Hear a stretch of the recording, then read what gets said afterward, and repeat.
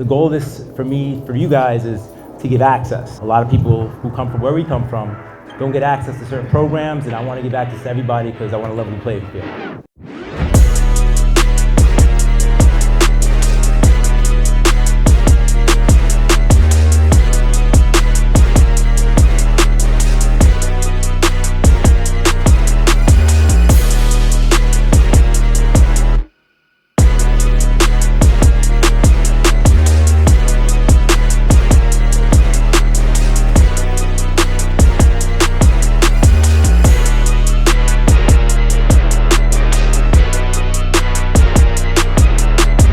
All right, what's up everybody? It is Thursday, I believe the 24th, and we're going to an entrepreneurship mixer in Brooklyn with Curtis Quao. It should be a dope event. I think 460 people have registered for it, so you're hanging out with me tonight. All right, let's go. He doesn't close shit. Don't deal close. Pay your mortgage. Nah, don't do that. They were like, he's talking about me. He's talking about me. I knew it.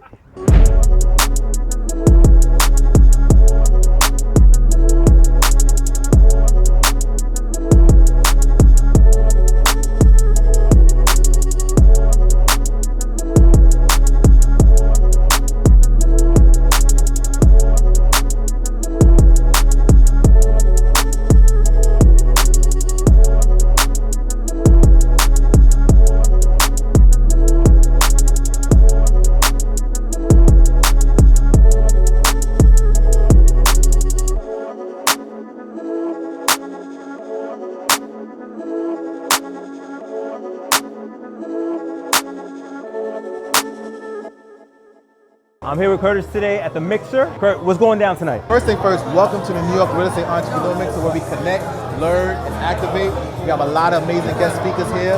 We have title companies, we got bankers, we have attorneys, we have... How many RSVPs? We have about 460 RSVPs. 460 RSVPs, one hard money lender. That's it. That's it. It's all about networking, exchanging resources, and we're gonna have a good time.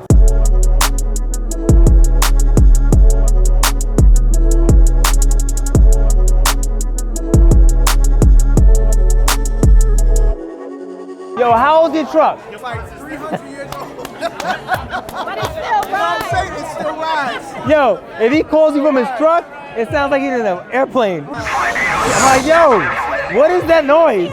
And then he calls me, he goes, are you in your car? It sounds so good. It's all love. It's all love. Rick, this is a good part of Brooklyn, you're safe.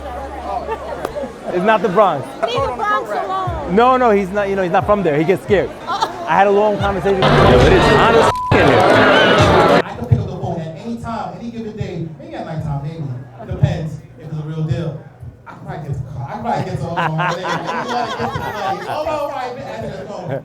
But this is my network. And at the end of the day, as entrepreneurs, networking is the survival to your business.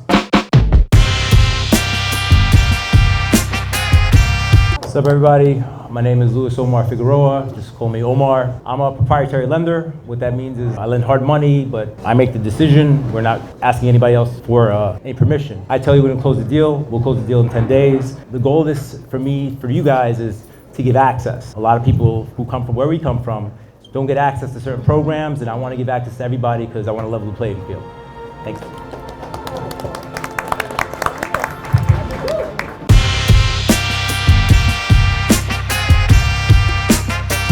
Grow your business. You are not going to grow your business sitting on your couch strolling through social media. You have to get out there, you have to meet people, you have to network, you have to make phone calls, and you have to do what you say you're going to do. That's the only way you're going to get repeat customers.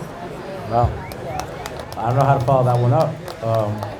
So I don't know how to follow that, right? So networking to me is basically just relationships. Your relationships will determine what you can get done, and where other people can't get done, sometimes you might be able to get it done based on the relationships you have with the people around you, the people you work with. So treat everybody with respect, always be professional, but like they said before, follow up, present yourself in your best way, and always be available.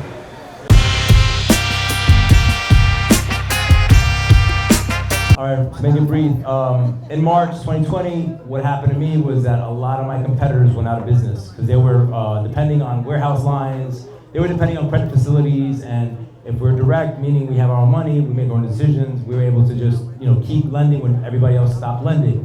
We also opened up a content studio, so I went on social media super ham, so if some of you guys follow me, you see we put up a lot of content. Now, what I'm doing this year, things are easing up a little bit, so you see me out a little more physically, but I'm heavy in the metaverse, so that's what I did. All right. So when the pandemic hit, New York State decided. A piece of advice for somebody starting in any business, I would always just give more than you take. Whether it's a professional B2B or B2C, you give more than you take, business always kind of finds you. People look for you. You give them that experience, you give them that feeling, they know that you're for them. Even if they gotta pay more, they wanna, for lack of a better word, they wanna fuck with you because they believe in you, because you give. And if they don't, that's okay too, but give more than you take and you'll always be okay.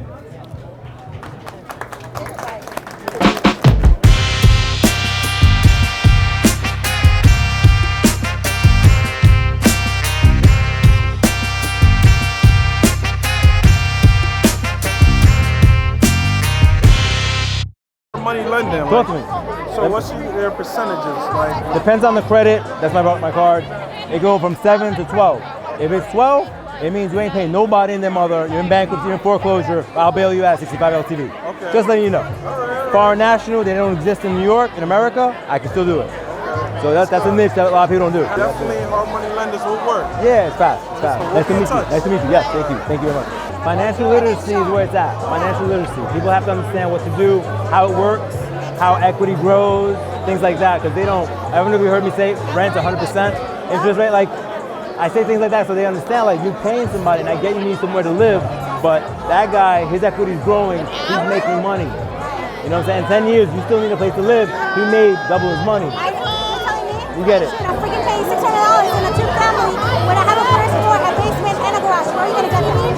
No, you can't even get a room right now for that. So yeah, I'm all about it. You get it. You get it. Yeah, absolutely. Do you have social media so we can connect there too? Yeah. Ask Louis Omar. I hear the real estate and the metaverse, there's so many things to do in there, and I would like to know, like, a suggestion from you, like, what would be the best way to start into it, like, finding a better way to understand it? I mean, if you want to learn about buying shit on the metaverse, like OpenSea is a platform. You go on there. Sandbox is another one. But the biggest thing is to get online, Google it, and kind of figure it out because it's like a new market. Nobody knows. There's no rules.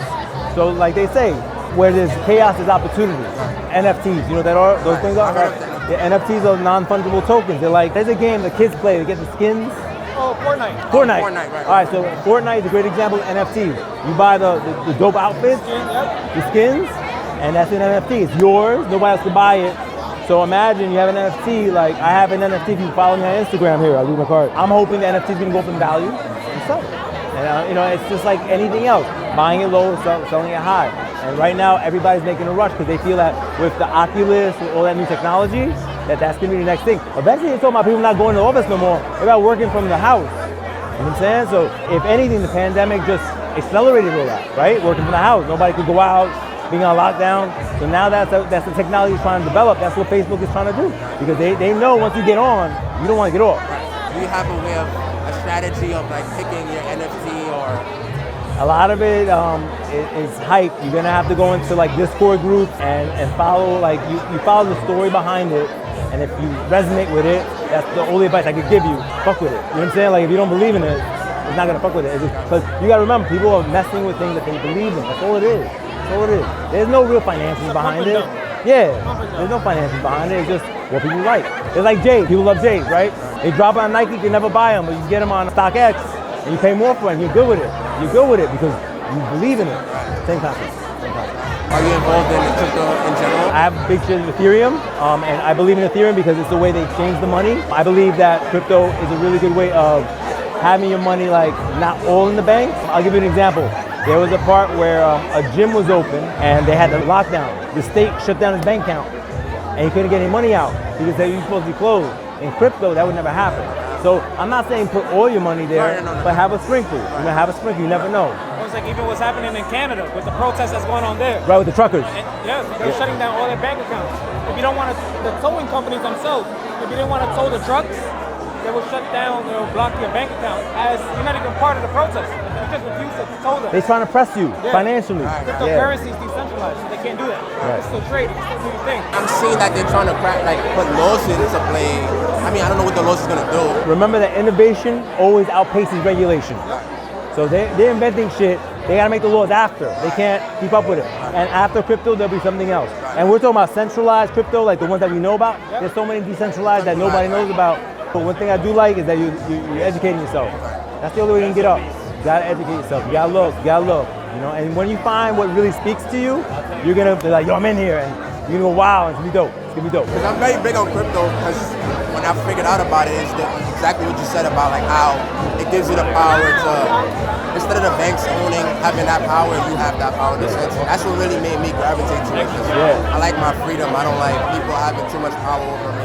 Yeah, empowerment. Yeah, absolutely. I see that you was there. I'm happy that I got to speak to you. Yo, man. Thank you. I will follow you on Instagram. Thank you. I appreciate it. Yeah. I appreciate it. That's dope, man. That's dope. Thank you. It's hot as fuck, but we got the message out. It's dope. I'm happy. Next one.